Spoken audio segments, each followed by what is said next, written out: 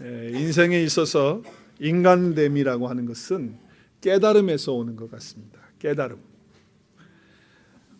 얼마나 많이 아느냐가 중요한 것이 아니고 그 아는 것을 내가 얼마큼 깨닫고 있느냐, 또 그 깨달은 것을 내가 얼마큼 행하느냐가 바로 인간이 인간됨에 있다라고 여겨져요. 자, 나쁜 길이라는 걸 알았어요. 깨달았어요. 그러면 그 나쁜 길로 가지 않는 것이 인간됨이에요. 그런데 나쁜 것을 알면서도 나쁜 거를 깨달았어요. 그럼에도 불구하고 간다고 하면 그것은 인간됨으로서의 잘못된 거죠.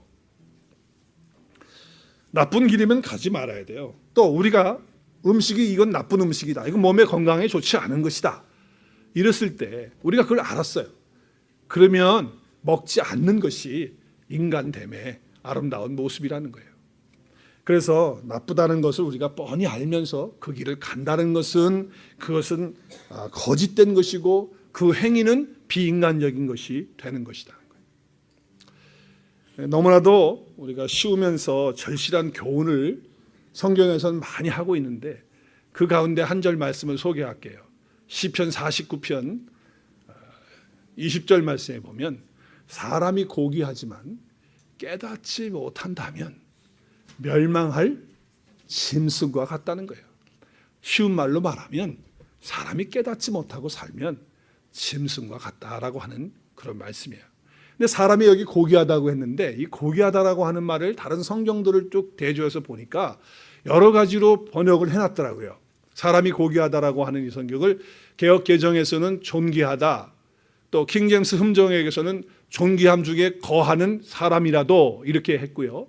새 번역 성경에서는 사람이 제 아무리 위대할지라도, 또 쉬운 성경에서는 사람이 아무리 돈이 있다 하더라도, 또 우리말 성경에서는 제 아무리 명예가 있다 하더라도, 그리고 현대인의 성경에는 제 아무리 영화를 누리며 살아도 깨닫지 못하면 뭐예요? 짐승과 같다는 거예요. 아무리 많은 걸 가지고 있고 위대한 것을 소유하고 있고 존귀한 중에 거한다 할지라도 그 사람이 깨닫지 못하고 있다면 그 사람은 짐승과 같은 사람이다라고 설명을 하고 있다라고 하는 것이에요. 여러분, 돈이라고 하는 것, 명예라고 하는 것, 건강이라고 하는 것, 이 모든 것이 다 있는데 이거 사실 아무것도 아니잖아요. 오늘 우리 백장로님이 기도하신 것처럼 우리는 사실 다 놓고 가고 썩어지고 없어질 것들에 연연하고 거기에 매여서 살고 우리 안에 있는 진짜를 깨닫지 못하고 살 때가 얼마나 많냐 말이죠. 재물에 대해서 묵상하면 우리는 깨달아야 돼요. 재물은요, 우리가 인생을 살아가는데 수단일 뿐이지 결코 우리의 목적이 될 수 없습니다. 우리 인생의 목표가 어떻게 재물입니까?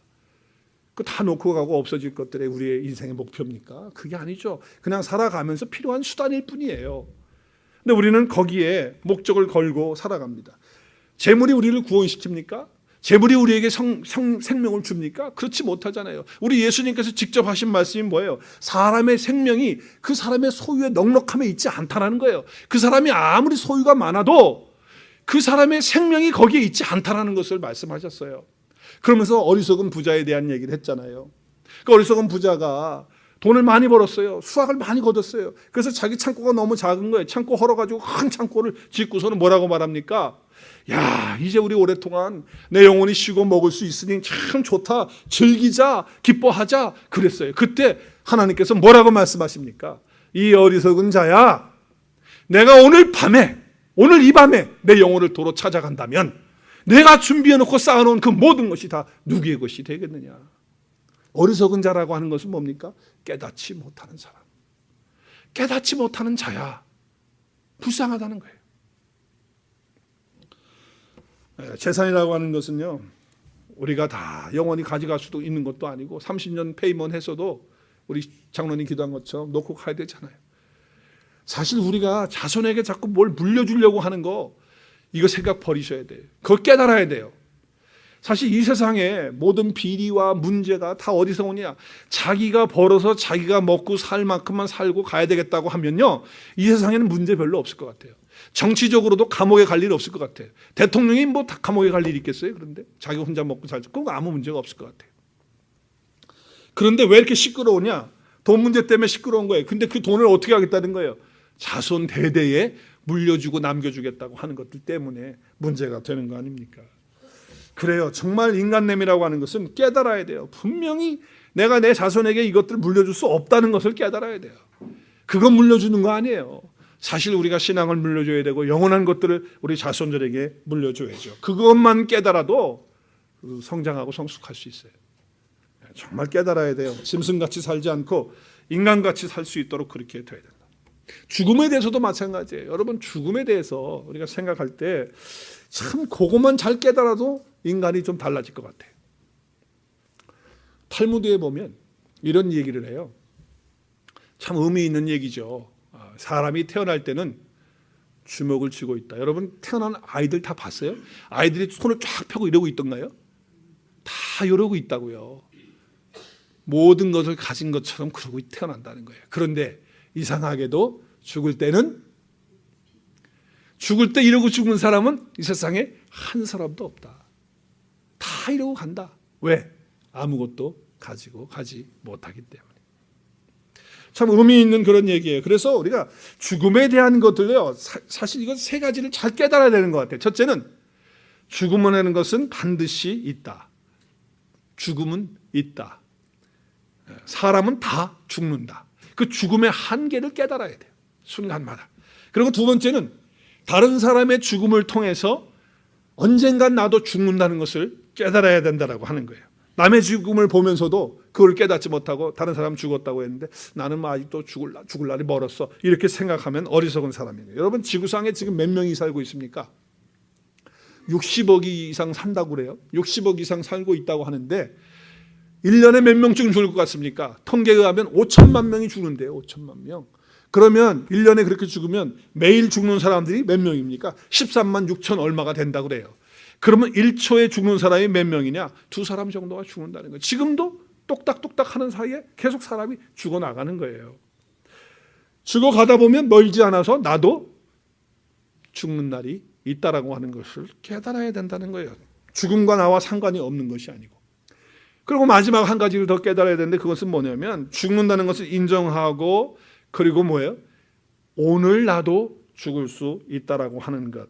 뭐 조금 더 내가 살 수 있다. 물론 그렇게 생각할 수 있어요. 그러나 내가 오늘 죽을 수도 있다라고 하는 그런 것을 생각하면서 살아야 돼요. 그래서 예수 믿는 우리들은요, 이 죽음에 대한 것을 두 가지를 잘 깨달아야 됩니다. 그게 뭐냐면 오늘 내가 죽을 수 있는 날이 될 수도 있다는 것을 깨달아야 되고, 그리고 두 번째는 오늘이 이 세상에서 가장 즐겁고 가장 행복한 날이 된다라고 하는 것을 깨닫고 살아야 된다는 거예요. 왜 그래요? 우리는 주님 안에 있는 자들이니까. 믿으세요? 네, 육신의 죽음이 있지만 우리의 인생은 존귀해요. 왜? 주님 안에서 죽는 자는 존귀하다고 했거든요. 복되다고 했거든요.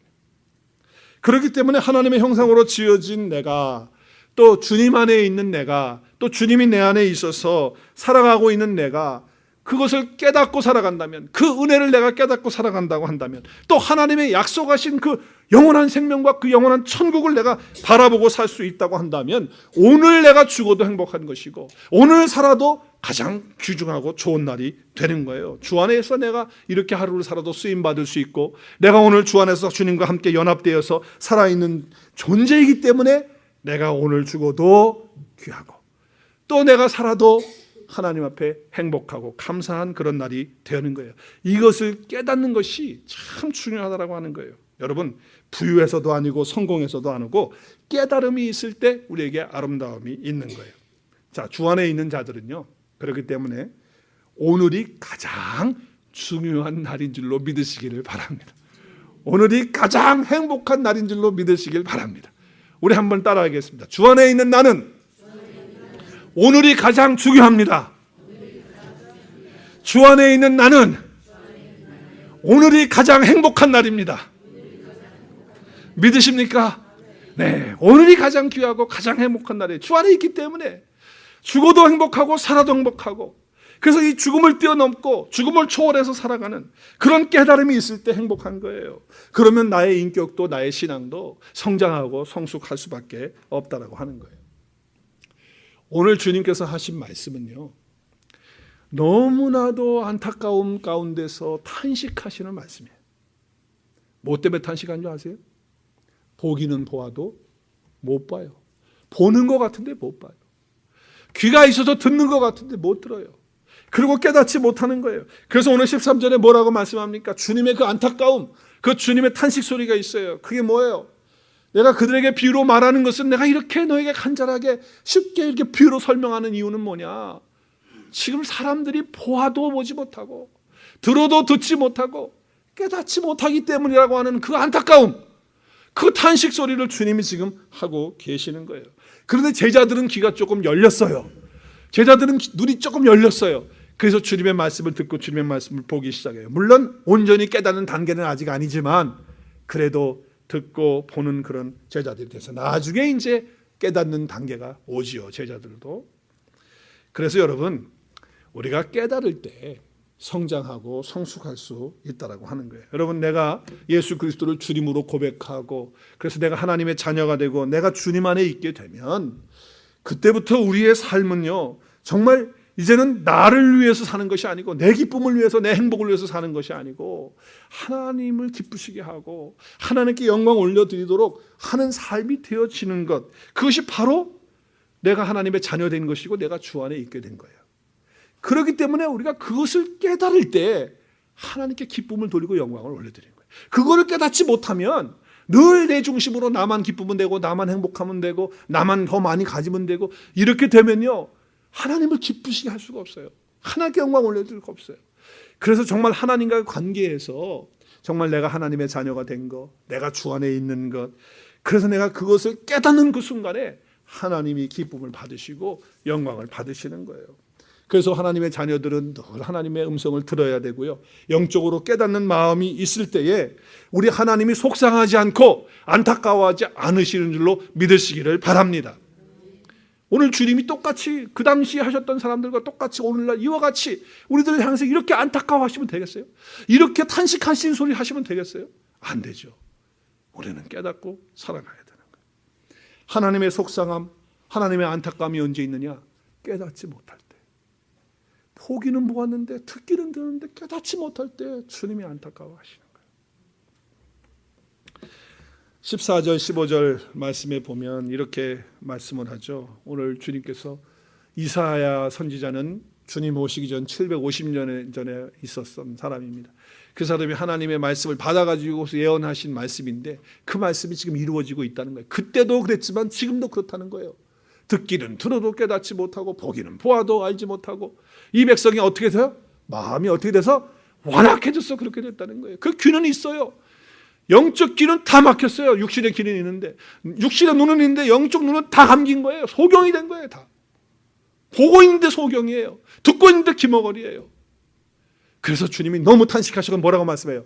그 마음으로 깨달아서 돌이켜서 다시 고침을 받을까 두려워. 이게 뭐냐면 예수님께서, 하나님께서 그러면 버리고 깨닫지 못해서 멸망시키겠다는 그런 말씀이 아니고 너무 안타까워서 탄식하시면서 정말 간절한 그런 어떤 경고의 메시지를 지금 하시고 있는 거예요. 영적 기머거리와 소경들이 되지 말라고 하는 그런 말씀을 주는 것이죠.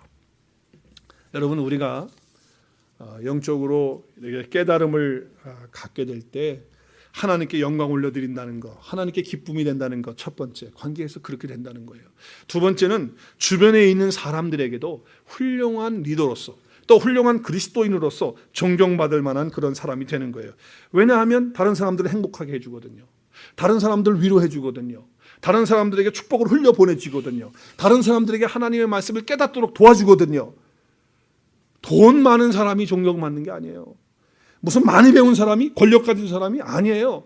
영적인 깨달음이 있는 사람들이 하나님 앞에서 뿐만 아니라 사람들에게, 주변의 사람들에게도 존경을 받고 주변의 사람들을 복되게 하는 사람이 되는 거예요. 영적 깨달음이 있을 때 가능하다는 거예요. 뿐만 아니라 영적 깨달음이 있을 때 우리의 삶에 승리가 와요. 어떤 상황이 돼도 넘어지지 않아요. 실패하지 않아요. 그리고 그것 때문에 시험 들지 않는단 말이에요. 거기에서 승리할 뿐만 아니라 빼앗기고 짓밟히고 그리고 눌려지는 그런 삶이 아니고 승리하는, 그리고 강탈당하는 것이 아니고 그것을 누리는 그런 삶이 되는 거예요. 언제? 깨달을 때 가능하다는 거예요. 깨닫지 못하면요, 맨날 빼앗기고요, 맨날 눌리고요, 시험당하고요, 그리고 쓰러지고 넘어지고 패배하는 인생을 살아요. 깨달을 때 우리는 승리하는 삶을 사는 거예요. 그래서 주님께서 마지막 결론으로 뭐라고 말씀하십니까? 함께 읽을까요? 시작. 그러나 너희 눈은 봄으로 너희 귀는 들음으로 뭐가 있어요? 이제 눈으로 보고 눈으로 귀로 듣고 그리고 깨달을 때 뭐가 오는 거예요? 복이 있는 거예요. 그게 복이 있는 거예요. 돈 많이 버는 게 복이 아니고, 명예를 얻는 것이 복이 아니고, 장수하고 오래 사는 게 복이 아니고, 영적 깨달음이 있을 때 복이 있다. 주님 말씀하시는 거예요. 자, 그러면 구체적으로 우리가 어떻게 할 때 또 어디에서 이런 영적 깨달음을 얻어야 되는가? 그건 뭐 말할 것도 없어요. 여러분, 첫 번째로 하나님의 말씀으로 영적 깨달음을 가져야 되는 것입니다. 믿으십니까? 하나님의 말씀으로 영적 깨달음을 얻어야 돼요. 순간마다 영적 깨달음으로 하나님의 말씀을 깨달아야 돼요. 오늘 17절 말씀에 보면 이렇게 말씀해요. 내가 진실로 너에게 이르노니 많은 선지자와 의인들이 너희가 보는 것을 보고자 하여도 어떻게 했어요? 보지 못했어요. 너희가 듣고자 해도 듣지 못했다는 거예요. 무슨 얘기입니까? 지금 구약의 선지자들은요, 앞으로 오실 실체이신 메시아 구원자를요 못 봤어요. 앞으로 오실 건 그림자만 봤어요. 실체를 못 봤어요. 의인들도 마찬가지예요. 그들은 바라보면서 구원 얻었어요. 그런데 지금은 그 구원자이신 메시아이신 예수 그리스도께서 실체가 이 땅에 오셔서 지금 보여주고 있고 말씀하고 있고 들려주고 있는데 이것까지 못 깨닫는다면 안 된다는 거예요. 그래서 주님이 지금 하시는 말씀을 통해서 너희들이 깨달음을 얻어야 된다라고 지금 말씀하고 있는 것입니다. 주님의 말씀이 올 때에 깨닫는 거예요. 여러분, 설교 듣는 것도 마찬가지 아니겠어요? 여러분, 설교 들을 때에 영적 깨달음을 가질 때 여러분 뭐 오늘 설교 들으러 나오시면서 또 예배 드리러 나오시면서 뭐 오늘 예배 드리면서 뭐 새로운 정보 없을까? 새로운 정보나 좀 얻어볼까 하고 나온 사람 있어요? 그런 사람 아무도 없어요. 아, 오늘 예배 드리는데 설교 시간에 오늘 목사님이 웃기는 얘기 좀 안 하나? 웃기는 얘기 해야지 내가 오늘 스트레스 풀릴 텐데. 그러고 온 사람이 있어요? 웃기는 얘기 들으려면 여기 오는 거 아니죠. 어디 가면 돼요? 네? 코미디 뭐 하는 프로그램이나 요즘에 뭐 무슨 프로가 있습니까? 뭐 그런 프로를 가야죠. 여러분, 설교 말씀이 있다라는 것은 뭡니까? 오늘 예배 가운데 설교가 있다. 그것은 말씀이 있다는 거예요. 그럼 그 말씀을 통해서 어떻게 하겠다는 겁니까? 내가 한 가지라도 영적으로 깨닫고 가겠다고 여러분 오신 거 아니에요? 맞아요? 그래서 왔잖아요. 예배 드리면서 하나님께 그래서 드린 거예요. 우리가 아침마다 큐티합니다. 매일 아침 묵상을 합니다. 그것도 마찬가지예요. 영적 깨달음을 통해서 하나님께서 나에게 주시는 은혜를 가지고 살겠다고 그래서 하는 거 아니냔 말이에요. 하나님 말씀 읽는 것도 마찬가지죠. 성경 보아찾기를 하고 매일 성경 읽고 저에게 오면 성경을 통독할 수 있고 또 저에게 오면 성경을 정독할 수 있는 그런 기회가 있잖아요. 얼마나 좋아요. 근데 어떤 분들은 성경을 읽는데 그냥 읽었다라고 끝나시는 분이 있어요. 나는 뭐 성경을 몇 번 통독했다, 몇 번 읽었다. 근데 뭐 안 읽는 것보다는 100번 낫지만은 읽었는데 내가 물어보죠. 뭐 읽었는데 뭐 좀 깨달은 게 있고 아시는 게 있습니까? 그러면 아유 뭐 그냥 읽기만 했는데 하나도 모르겠어요. 그건 좀 별로 의미가 없는 거예요. 읽었다고 한다면 뭐 어떻게 해야 돼요? 깨닫는 데까지 가야죠. 깨닫는 데까지. 읽기를 읽었는데 아무것도 못 깨닫고 있다. 그래서 사실은 그렇게 되면 안 되는 거죠. 성경을 안 읽는 것보다는 훨씬 낫지만 깨달아야 된다라고 하는 거예요. 무엇보다도 하나님의 말씀을 깨닫는 그런 영적 깨달음이 우리에게 있어야 한다라고 하는 거예요. 그럴 때 아름다운 삶을 살 수 있고 승리하는 삶을 살 수 있고 더 나아가서 나 자신에게 있어서는 영적으로나 인격적으로나 성장하고 성숙하는 귀한 복이 있게 되는 줄로 믿으시기를 바랍니다. 제가 캘리포니아에 있을 때 어느 교회에서 적지 않은 교회인데 그 교회에서 직분자를 세우는 일이 있었어요.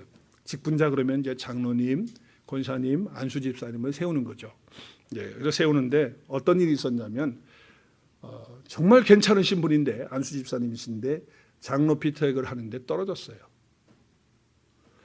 근데 목사님도 그 안수 집사님을 참 사랑했고 또 안수 집사님이 충분히 장로 자격이 될 것으로 목사님도 생각을 했고 추천이 된 거고 그리고 성도님들도 저분 정도면은 장로님 된다 이렇게 해서 추천이 되신 분이에요. 참 괜찮으신 분이었대요. 그런데 떨어진 거예요.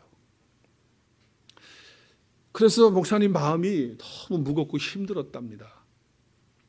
그리고 성도님들도 걱정이 되는 거예요. 저분 참 됐어야 되는데 왜 떨어졌을까? 저분이 이제 큰일 났다. 마음의 상처가 심하시겠다. 마음이 얼마나 힘들고 무거울까. 어쩌면 이제 우리 교회 안 나올지도 모르겠다. 뭐 이제 이런 걱정도 하고 염려도 했던 거예요. 전 목사님도 이제 그런 마음 속에서 어떻게 할까 생각한 거죠. 저희 교회도 5년 전에 임직을 했잖아요. 우리 직분자 세웠어요. 장로님 세우고 권사님 세우고 안수집사님 세웠는데 우리는 한 명도 떨어진 분이 없어요. 다 됐어요. 우리 교회도 한번 떨어져 왔으면 어떻게 됐을까 궁금했는데 안 떨어지고 다 됐어요. 근데 그 교회는 한 분이 떨어진 거예요. 그래서 목사님이 너무 마음이 무거워서 전화를 드릴까, 신방을 가서 위로를 할까, 뭐 여러 가지 생각을 한 거예요. 그러다가 전화를 드렸대요. 기도하시는 마음으로 전화를 드렸어요. 집사님 많이 힘드시죠? 그랬더니 의외로 집사님께서 아유 목사님 무슨 말씀을요. 정말 오히려 제가 목사님께 죄송하죠. 제가 준비가 안 됐는데 이렇게 나가게 돼가지고 목사님까지 신경을 쓰게 해드려서 제가 죄송하고 제가 참 그렇죠. 목사님 죄송합니다. 그러면서 전화통화를 하시면서 사실은 처음에 자기 이제 그 얘기를 속 얘기를 하시더래요. 속이 너무 상했대요. 괜히 죄 지은 사람 같고 괜히 실패한 사람 같고 그러면서 사람들에 대해서 섭섭한 마음도 있고 또 어떤 사람에 대해서 미운 마음도 막 이렇게 들고 제일 힘들게 한 것은 뭐냐면 내가 다음 주에 교회 나갈 수 있을까? 사람들이 나를 어떻게 볼까? 뭐 이런 게 자기를 눌렀다고 그래요. 참 힘들었다고 하는. 그리고 제일 힘든 거는 내가 정말 예배 드리러 가서 예배를 제대로 드릴 수 있을까? 그리고 더 힘들게 했던 것은 내가 이제 교회를 떠나야 되는 게 아닌가까지 생각을 하게 되었다는 거예요. 그렇게 힘든 가운데 있었는데 그래도 자기가 매일 말씀을 읽고 기도하는 사람이기 때문에 그 힘든 속에서도 하나님의 말씀을 펴놓고 말씀을 묵상하기 시작한 거예요. 근데 말씀을 묵상하기 시작하는데 하나님께서 그 말씀 가운데 은혜를 주시는 거예요. 엄청난 은혜를 주시는 거예요. 그 첫 번째가 뭐냐면 이런 하나님의 말씀을 깨닫게 해주셨다는 거예요. 네가 장로 되든 안 되든 너는 내가 사랑하는 아들이다 라고 하는 음성을 들었다는 거예요. 장로가 되든 안 되든 관계없이 너는 내가 사랑하는 아들이야 라고 하는 말씀을 묵상하는 가운데 그 음성을 들은 거예요. 깨달은 거예요. 그래서 하나님이 그렇게 큰 위로를 주시더래요. 사람이 줄 수 없는 어느 누구도 줄 수 없고 자기 와이프도 그런 위로를 못 주는 위로를 하나님께서 그 말씀을 통해서 자기에게 그 말씀을 깨닫게 하시면서 위로를 주셨다는 거예요.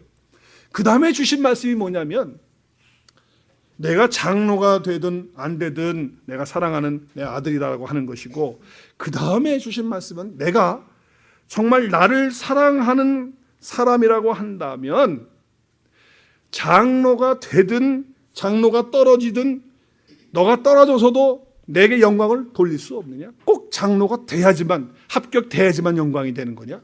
네가 장로 떨어진 걸 가지고는 나에게 영광을 돌릴 수 없겠느냐라고 하는 그런 말씀을 자기에게 주시더라는 거예요. 네가 잘 돼서만 하나님께 영광 돌리는 거냐? 네가 잘 안 됐어도 실패했어도 안 됐을 때 나에게 영광을 돌릴 수는 없겠니라고 하는 그런 음성을 들었다는 거예요. 나는 너를 지금 그거를 하기를 원한다. 그것을 보기를 원한다. 라고 하는 그런 말씀을 했다는 거예요. 그래서 그 집사님은요. 하나님 앞에 그 순간에 회개하고 너무나도 큰 은혜를 받고 깨달음을 받고 주님 내가 어떤 자리 높은 자리가 아니라 낮은 자리가 되어도 주님을 사랑하고 섬기겠습니다. 그리고 주님께서 나에게 허락하신 이 공동체 이 교회를 더 아름답게 제가 섬기도록 그렇게 결단하고 하나님 앞에 기도하는 그런 시간을 가졌다라고 하는 거예요. 정말 무엇이 되기 위해서 주님을 섬기고 교회를 섬기는 것이 아니고 내가 주님을 사랑하기 때문에 내가 어떻게 되든지 간에 관계없이 하나님께 영광을 돌리고 주를 섬기는 사람이 되겠다라고 그렇게 목사님에게 이야기를 하시면서 목사님을 도리어 위로하고 또 목사님도 큰 은혜를 받았다고 하는 그런 간증의 이야기를 제가 캘리포니아 있을 때 들은 적이 있어요. 여러분 하마터면 그 안수 집사님은 자기 자신의 신앙도 떨어질 뿐만 아니라 자기가 섬기는 교회, 또 그 예배, 성도들, 사랑하는 그 형제 자매들에게 다, 자매들을 다 사단 마귀에게 강탈당할 뻔했어요. 다 뺏길 뻔했다고요. 그런데 오히려 자기의 인격이나 신앙이나 또 주변에 있는 모든 사람들, 하나님의 허락하신 사람들을 다 얻을 수 있었고, 또 그 가운데서 영적 깨달음을 통해서 그 순간에라도 하나님께 기쁨과 영광을 돌릴 수 있게 되었다라고 하는 것. 여러분, 그렇습니다. 저와 여러분도요, 정말 하나님의 말씀만 제대로 깨달을 수만 있다면 우리 하나님 기쁘시게 해드리고요, 내가 어떤 상황에 있든지 간에 하나님께 영광을 돌릴 수 있는 그런 축복된, 성숙하고 성장된 그런 신앙인이 될 줄로 믿습니다. 저와 여러분이 그렇게 돼야 돼요. 하나님의 말씀을 순간마다 깨달을 수 있도록 기도하고 그 말씀을 깨달을 수 있도록 해야 돼요. 두 번째는 또 우리가 구체적으로 어떻게 어디서 영적 깨달음을 얻을 수 있느냐, 그것은 모든 상황 속에서 깨달음을 얻어야 됩니다. 우리의 주어진 모든 상황은 하나님의 허락하신 가운데 있는 것입니다. 하나님의 섭리 가운데 모든 상황이 있는 겁니다. 이거는요, 그냥 뭐 내가 있고 싶어서 있는 건 아니고 만들고, 우리가 예수 그리스도 안에 있는 사람이라고 한다면요, 그것은 하나님의 섭리와 계획 가운데 있다라고 하는 거예요. 오늘 주님께서 하신 말씀은 구약 선지자, 구약의 이사야 선지자를 통해서 하신 말씀이라고 그랬어요. 근데 그때 이스라엘 백성들은 하나님의 말씀 안 들었어요. 순종하지 않았어요. 우상을 섬겼어요. 말씀을 떠났어요. 그래서 하나님께 돌아오라고, 말씀으로 돌아오라고 선지자들이 얼마나 많이 외쳤는데 외치지 않았어요. 근데 이사야도 그걸 외치다가 하나님의 성전에 들어간 거예요. 그런데 자기의 허물이 보이는 거예요. 하나님의 영광을 보면서 더러운 걸 봐요. 자기 입술의 부정함을 봐요. 그때 천사들이 와서 자기 입술의 부정함을 불로 지져요. 그리고 나서 하나님이 말합니다. 누가 나를 위해서 가서 이 말씀을 선포하랴. 그랬을 때 이사야가 주여 내가 여기 있습니다. 나를 보내 주시옵소서. 이 말씀을 한 다음에 나온 말씀이 바로 이사야서 6장 9절에서 10절 말씀이에요. 그걸 예수님이 인용해서 지금 말씀하고 있는 겁니다. 보기는 듣기는 들어도 듣지 못하고, 보기는 보아도 보지 못하고, 깨닫지 못한다고 하는 그런 말씀을 했던 거예요. 그래서 지금 하나님의 그 탄식과 그 안타까움을 다시 사랑하는 자기 자녀인 이스라엘 백성들에게 선포하라고 이사야를 통해서 말씀하시는 메시지가 이 말씀이었다고요. 지금 이 상황은 어떤 상황입니까? 하나님의 말씀을 떠나고 하나님 떠나니까 하나님께서 지금 나라가 망하는 쪽으로, 이스라엘이 망하고 유다가 망하는 그런 상황이 되고, 지금 모든 삶의 아주 폐허가 되어지는 그런 상황이 됨에도 깨닫지 못하는 거예요. 그 상황 속에서 하나님이 역사하시고 섭리하는 걸, 계획하는 걸 못 보고 있는 거예요. 여러분, 우리의 주어진 모든 상황 속에서 하나님의 손길을 봐야 돼요. 하나님의 섭리와 계획을 우리가 깨달아야 된다는 거예요. 특별히 우리가 고난 속에 있을 때는요, 더욱더 영적인 깨달음을 얻어야 됩니다. 고난 가운데 있음에도 영적으로 깨닫지 못한다는, 이건 참 짐승 같은 사람이에요. 어리석은 사람이에요. 하나님이 나에게 고난을 허락하실 때는요, 왜 허락하셨을까? 하나님이 우리를 사랑하시는데 얼마나 사랑하시는지 자기 독생자까지 내어주시기까지 사랑하시는 분이에요. 그런데 그 사랑하는 자녀가 고통을 당하고 있고 아픔을 당하고 있을 때 하나님의 마음은, 아버지는 편하겠어요? 아버지의 마음도 무진장 힘들고 아프시고 어려우실 거예요. 그럼에도 불구하고 사랑하는 자녀가 그 고난 가운데, 그 고통 가운데 있는데 놔두실 때는, 허락하실 때는 분명한 섭리가 있고 계획이 있고 뜻이 있고 이유가 있는 거예요. 거기에서 영적 깨달음을 얻어야 될 줄로 믿습니다. 정말 우리가 고난 당할 때 하나님께서 그 환경 속에서, 상황 속에서 주시는 그 섭리를 깨달아야 돼요. 그렇기 때문에 우리의 삶 속에 고난이 있을 때 주변에 있는 사람들 괴롭히지 마시고요, 또 그냥 말만 하면 불평하고, 그냥 말만 하면 그냥 본능적으로 그냥 반사가 나와가지고서 그냥 이상한 얘기나 하고, 부정적인 얘기나 하고, 섭섭한 얘기나 하고, 그러지 마시고, 힘들고 어려울 때 정말 왜 나에게 이런 아픔과 이런 고통을 그냥 두실까? 왜 하나님의 자녀가, 내가 하나님 자녀고 내가 주 안에 있는 사람인데 하나님이 왜 이렇게 이런 것들을 허락하실까? 그러나 분명히 하나님 나를 사랑하시고 계시고, 이 가운데 하나님이 계획하시고 섭리하시고 뜻하신 것이 있어, 분명히 있기 때문에 하나님이 하실 것이라고 하는 영적인 깨달음을 가질 때 우리는 한 단계 성장하고 성숙해서 우리 하나님께 영광을 올려드리게 될 줄로 믿습니다. 여러분, 제가 자주 말씀드리지만 모든 상황 속에 하나님의 영적인 뜻이 있어요. 그래서 깨달아야 되는 거예요. 하나님의 그 마음을 우리가 느껴야 돼요. 하나님의 마음. 어떤 여자 집사님 간증을 제가 오래전에 들은 적이 있어요. 근데 그 집사님은 결혼을 했는데 남자가 참 요즘 세상 말로 말해서 스펙이 좋은 남자예요. 정말 그 학벌도 그렇고 뭐 배경도 그렇고 상당히 좋은 그런 남편이에요. 자기는 좀 그렇지 못한데 남편이 그런 남편을 얻어서 결혼을 하게 됐어요. 그런데 그 남편이 굉장히 자신만만한 사람이었고 또 성격적으로 조금 이렇게 어깨에 좀 힘이 들어가는 좀 목이 좀 이렇게 단단해지는 그런 그래서 교만하게까지 한 그런 성품적으로 좀 그런 분이었어요. 그러다 보니까 부인을 굉장히 무시하고 이렇게 좀 말도 함부로 하고 그래서 상처를 좀 많이 주는 그런 타입이었어요.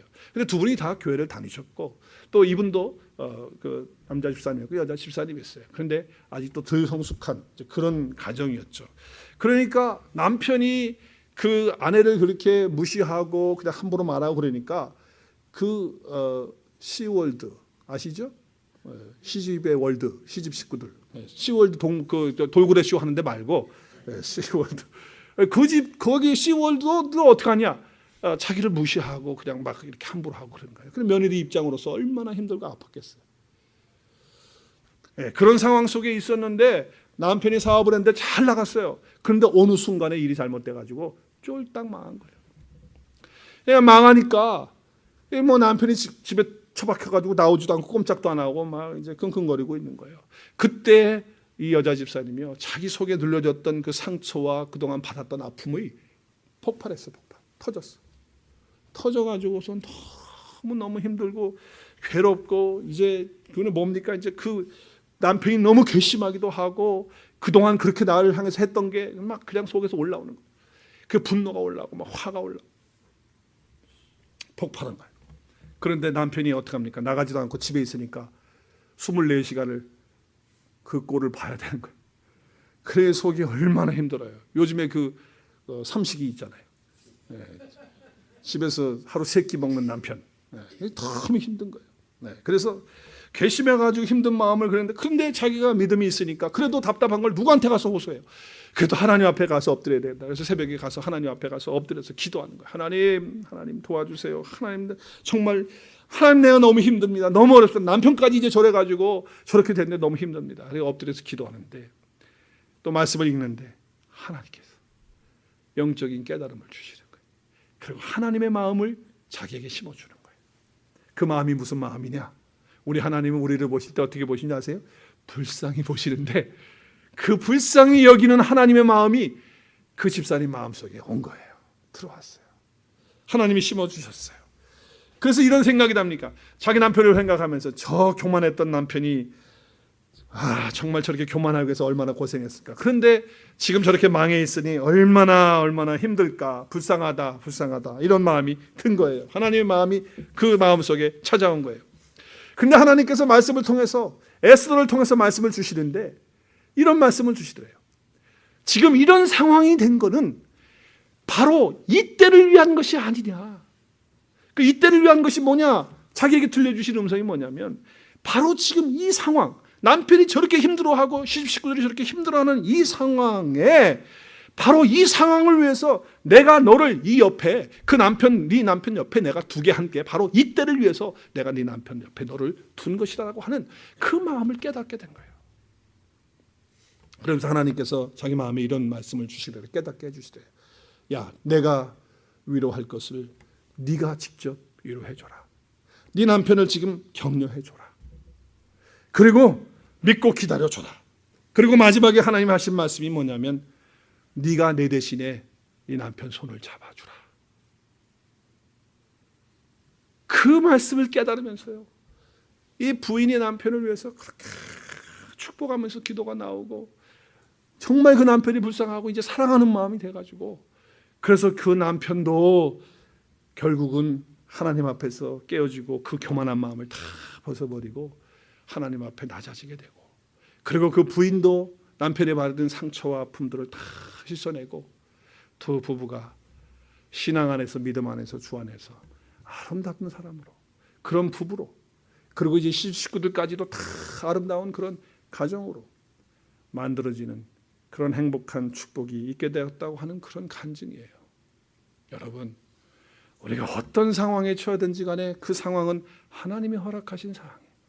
주님 안에 있는 내가 망하지 않아요. 주님 안에 있는 사람이 왜 망합니까? 그러나 이렇게 허락하실 때는 분명히 하나님의 섭리를 깨닫고 그 계획을 깨닫고 그 하나님이 원하시는 것을 깨닫게 하기 위해서 이 상황을 주신 것으로 믿으시고 영적인 깨달음을 가져서 여러분이 성숙하고 성장하는 은혜와 축복이 있으시기를 주님의 이름으로 축복합니다. 그런 은혜가 있어야 된다는 거예요. 깨달음이 오는 그 순간에 우리는 달라지는 거예요. 그래서 시편 저자는 이렇게 고백합니다. 다윗이 고백하는 고백이죠. 우리 함께 읽겠습니다. 시작. 내가 여호와를 기다리고 기다렸더니 귀를 기울이사 나의 부르짖음을 들으셨도다. 나를 기가 막힌 웅덩이와 수렁에서 끌어올리시고 내 발을 반석 위에 두사 내 걸음을 견고하게 하셨도다. 지금 자기 상황이 어떤 상황입니까? 정말 힘든 상황이에요. 그 힘든 상황을 어떻게 표현하고 있습니까? 기가 막힌 웅덩이 속에 들어갔다. 정말 할 말이 없는 그런 상황이라는 거예요. 수렁에, 깊은 수렁에 들어가 있다는 거예요. 그런 상황인데 자기의 발을 어디에 세웠어요? 지금 반석 위에 세우는, 그 걸음을 견고하게 하시는 그런 축복이, 은혜가 그 삶 가운데, 다윗의 생애 가운데 있었어요. 언제 이런 역사가 일어났느냐? 한번 따라하겠습니다. 영적인 깨달음이 있을 때, 영적인 깨달음이 있을 때, 하나님께 기도하고 하나님께 말씀을 기다리고 사모했더니 하나님께서 깨닫게 해주시는 영적인 깨달음이 있을 때 상황은 바뀌지 않았어요. 여전히 웅덩이 속에 있어요. 여전히 구렁 속에 있어요. 그런 상황은 바뀌지 않았어요. 그러나 삶의 의미가 바뀌고 자기 삶의 그런 어떤 해석이 바뀌고 자기의 삶의 모든 부분들이 바뀐 거예요. 상황은 그대로지만 자기의 삶의 의미가 달라졌다고 하는 거예요. 여러분, 제가 늘 말씀드리지만 정말 그래요. 상황의 어떤 메시지보다, 사람의 어떤 말보다, 자신의 어떤 상처의 그런 이야기보다 하나님의 말씀이 더 크게 들려지는 저와 여러분 될 수 있기를 바랍니다. 하나님의 말씀만 들려줄 수 있다면, 그리고 그 상황 속에서 하나님의 계획을 볼 수만 있다면, 그리고 하나님의 섭리하신 그 뜻을 내가 알 수만 있고 영적으로 깨달을 수만 있다면 어떤 웅덩이 속에서도, 어떤 수렁 속에서 반석 위에 세워지는 축복이 있게 될 줄로 믿습니다. 저와 여러분이 그렇게 되어서 이제는 정말 한 단계 성장하고 성숙해서 우리 하나님 기쁨 돌리고 하나님 영광 받으시고 또 주변에 있는 사람들에게도 선한 영향력을 줄 수 있는, 그리고 말씀의 통로가 될 수 있고 은혜의 통로가 될 수 있고 축복의 통로가 될 수 있는 저와 여러분이 되고 우리 온누리 교회가 될 수 있기를 주님의 이름으로 축복합니다.